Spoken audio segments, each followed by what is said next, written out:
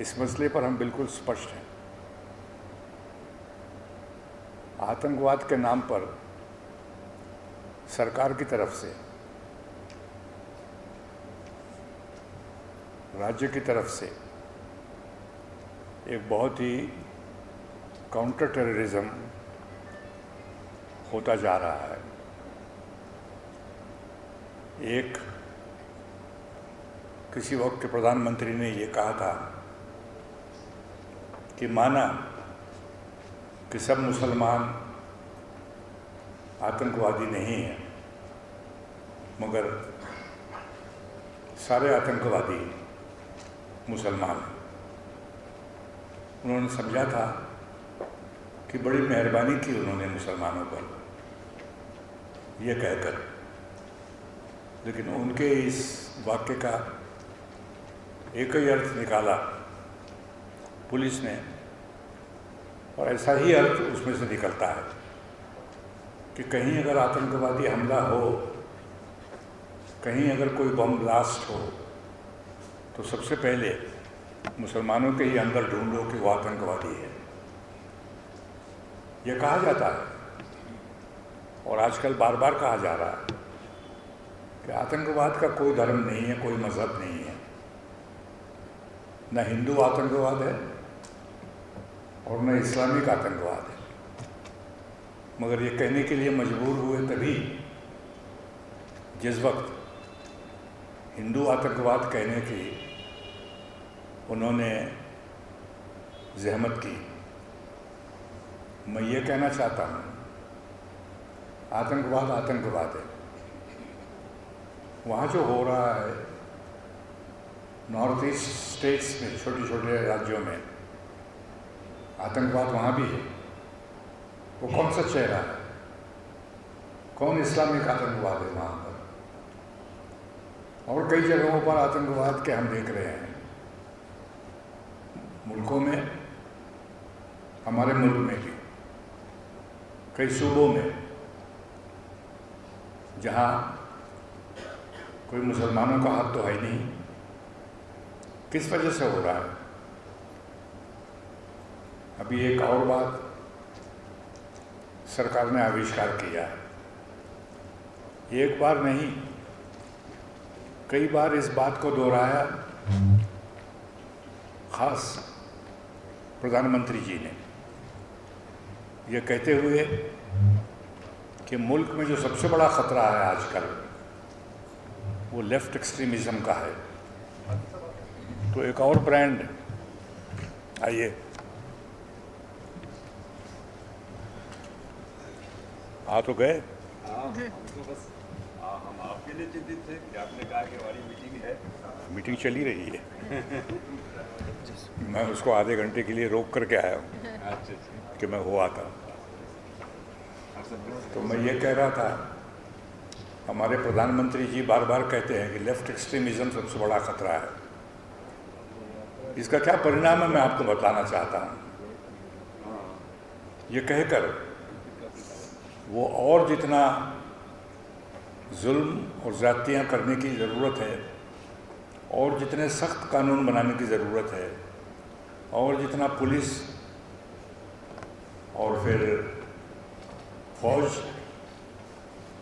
और अर्धसैनिक बलों को जितनी और ताकत और जितने और यूनिट्स नए बनाने हैं वो बनाते चले जा रहे हैं।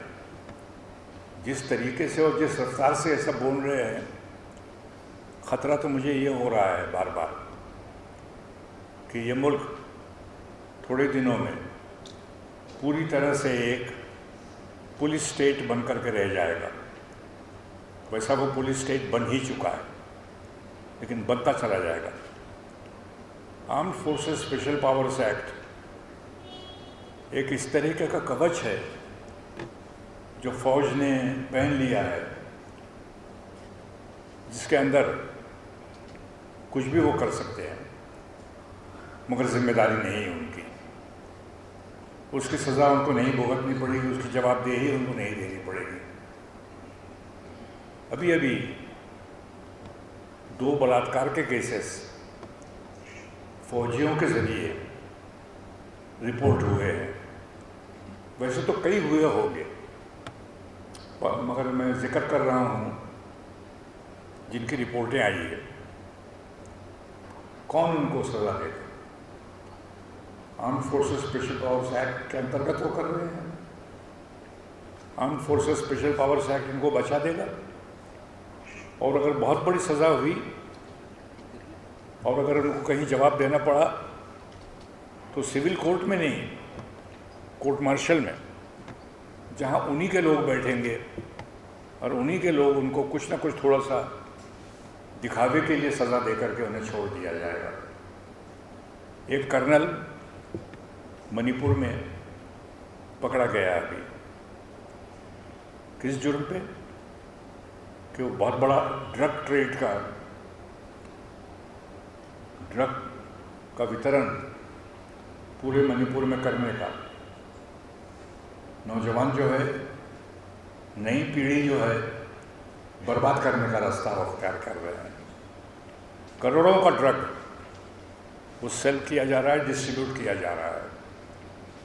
और arm forces special powers act है और फौज का कहना है, हालांकि उसको पकड़ा है पुलिस ने, मणिपुर के कमांडोज ने उसको पकड़ा है, रंगों हाथ पकड़ा गया है।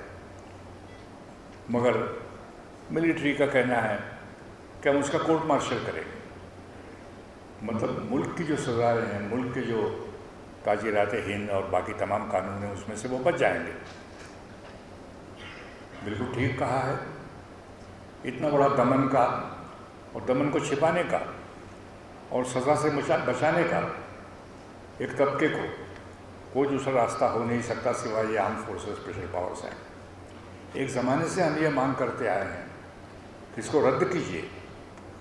एक कमेटी बिठाई थी सरकार ने ही। मैं जीवन रेड्डी कमीशन का जिक्र कर रहा हूँ। जीवन रेड्डी कमीशन सुप्रीम कोर्ट के जज, बड़े अच्छे जज थे। उन्होंने ये कहा कि इसको रद्द कर दिया जाना चाहिए, इट शुड बी रिपील्ड। सरकार ने कोई कार्रवाई नहीं की। जो चीफ ऑफ स्टाफ आता है आर्मी का, वो एक लफ्ज़ ज़रूर बार बार दोहराता है, उसको हटाना नहीं चाहिए, वो रहे। और सरकार क्या कहती है? शर्माना चाहिए सरकार को यह कहते वक्त। मगर वो कहते हैं कि फौज नहीं चाहती है कि वो हटा दिया जाए। तो फौज चला रही है हमारे मुल्क के राज को। सरकार जिम्मेदार है या फौज जिम्मेदार है? फौज के स्पेशल काम है। उस स्पेशल काम के लिए हम उनकी बड़ी सराहना करते हैं। उनकी बहादुरी और कुर्बानी देने की तैयारी, जान हथेली पर रख करके वो लड़ते हैं हमारे मुल्क की आज़ादी को रक्षा करने के लिए और मुल्क के सरहदों को की देखभाल करने के लिए। ये हमने सब माना, लेकिन इसका ये मतलब नहीं कि कोई अगर जुर्म करता हो तो वो सज़ा से बच जाए arm forces special powers act के रहते हुए। तो इसलिए जितनी बातें 5 मांगे जो आपके इस रेजोल्यूशन में या डिक्लेरेशन में जो या तो पढ़ा जा चुका है या पढ़ा जाएगा, इन 5 का मैं तायद करता हूँ, समर्थन करता हूँ। मैं समझता हूँ कि इसके लिए एक मुहिम छेड़नी चाहिए, एक ऐसी मुहिम जैसे ही निर्दोष जिन पर कोई जुर्म असल में नहीं है पर पुलिस पकड़ के ले गई, और ऐसे केसेस हैं जहाँ 10-10 साल 12-12 साल वो जेल में रहे, न उनको जमानत मिली, न चार्जशीट दिया गया। कहते हैं अगर 180 दिन में चार्जशीट न दिया जाए तो या तो उसे छोड़ दिया जाए या बेल दिया जाए। न बेल न जेल, मगर वो रहे 180 दिन नहीं, 10-10 12-12 साल। पटना की मीटिंग में एक लड़का जो खुद रह चुका है 12 साल, पटना की मीटिंग नहीं, बिहार में जो मीटिंग हमने बोले वो लड़का जो है क्या नाम, जिसके साथ में भी रहते हैं, आमिर यहीं कहीं है, आमिर वो होगा यहीं पर। दिल्ली का 14 साल रह चुका है, पूरी जवानी चली गई। मैं पूछता हूँ ये जवानी कब लौट कर आएगी? एक बार गई, लौट कर तो नहीं आती है। कौन लौट आएगा? कौन इसका कंपनसेशन दे सकेगा? जीवन के सबसे अच्छे दिन निकल गए, इसी तरह इंतज़ार में ही निकल गए, रोते रोते ही निकल गए। वो लड़का हिम्मत वाला है, मैं उसके हिम्मत की दाद देता हूँ, लेकिन उसके परिवार के लोग तो रो रहे थे। इस तरीके से एक जीवन को तुमने बर्बाद कर दिया। एक मामूली से चींटे के जीवन तुम में लाने की ताकत नहीं है, और एक नौजवान को, उसके जीवन को तुमने पूरी तरह से बर्बाद करके रख दिया, जो इंसान बन करके अपने परिवार का ही नहीं लेकिन मुल्क की जिम्मेदारी भी संभाल सकता था। मैं ये कहता हूँ, इसलिए मांग बराबर की गई है कि ऐसे लोग, उनको रिहा किया जाए। 1 साल के अंदर में अगर स्पेशल फास्ट ट्रैक कोर्ट बनाकर आप उनके गुनाह साबित नहीं कर सकते, चार्जशीट दे करके उनको उनके किसी तरह से गुनाह नहीं साबित कर सकते, तो छोड़ दिया जाना चाहिए उसे। ज़मानत कम से कम उसको मिल जानी चाहिए। और अगर है गुनाह साबित हो गया तो सज़ा दीजिए। किसी ने ये नहीं कहा आज तक, इस मंच पर से और जितने भी मंच पर मैं अभी तक जा चुका हूँ, मैंने किसी को ये नहीं कहते हुए सुना कि उनको छोड़ दिया जाए, गुनहगार भी अगर हो। सब ने कहा अगर गुनाह है तो सज़ा दो, लेकिन गुनाह अगर तुम नहीं साबित कर सके, साल भर के अंदर में अगर तुम एक चार्जशीट नहीं दे सके, तो फिर उसे छोड़ो, बेल दो, फैसला करो। मैं ये कहता हूँ, कॉम्पेंसेशन दो, रिहेबिलिटेट करो। ये सारी बातें जो मांगे इसमें पेश की गई है वो बिल्कुल सही है। मगर सीमा जी, मैं ये निवेदन करना चाहता हूँ कि बंद कमरों के अंदर में छोटी छोटी मीटिंग लेकर हम जो समझे हुए हैं, आप तमाम समझे हुए लोगों को और बार बार समझाएं, और वो वही बातों को दोहराए। वो वक्त अब चला गया है। अब जो का सवाल है वो आंदोलन करने का, मैदान पे उतर कर सरकार के हाथ थामने का सवाल है कि ये और बर्दाश्त नहीं की जाएगी।